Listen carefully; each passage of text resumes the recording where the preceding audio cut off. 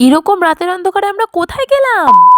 তো চলো ভিডিওটা একদম প্রথম থেকে শুরু করা যাক। এখন বাজে ঘড়ির কাঁটায় ওই ৬টা মতন। ওই সবে সবে ভোর হচ্ছে। যাই হোক আমরা দুজন মিলে বেরিয়ে পড়েছি। আর এদিকে আমরা কোথাও যাব আর গেট পড়বে না, এটা তো হতেই পারে না। জানো তো আমার সকালবেলা ঘুরতে যেতে বেশ ভালোই লাগে। আর যদি সেটা হয় শীতকাল তাহলে তো আরো কোনো কথাই হবে না।